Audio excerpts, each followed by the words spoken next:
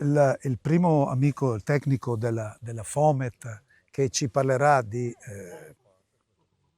organ top, è qui vicino a me e ci darà una delucidazione per quanto concerne l'organ top che noi abbiamo usato in prima istanza a Spaglio. Prego.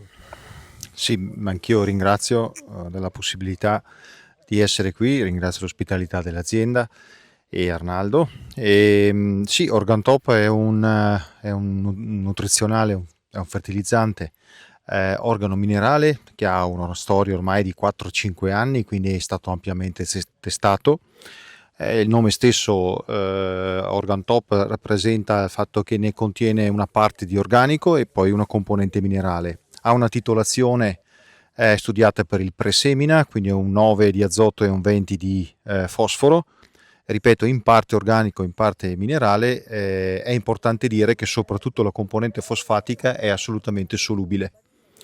Mentre la componente organica è caratterizzata dal fatto di essere stata lavorata con una fermentazione naturale e conseguentemente apporta al terreno anche un'attività microbiologica che è sempre molto importante, perché è giusto guardare i titoli, ma è importante vedere anche di dare al terreno un'attività che poi, laddove si va a sviluppare la radice, aiuta l'assorbimento dei successivi elementi nutrizionali durante la crescita. Ed inoltre è un prodotto che si inserisce in maniera giusta in tutti quei contesti che riguardano la sostenibilità, la maggiore efficienza di utilizzo di un prodotto, le dosi anche mirate, perché siamo comunque a 300 kg per ettaro, quindi stiamo parlando di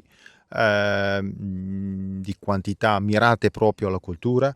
Quest'anno inoltre lo abbiamo anche formulato in un formato micro pellet, quindi un formato ancora più piccolino.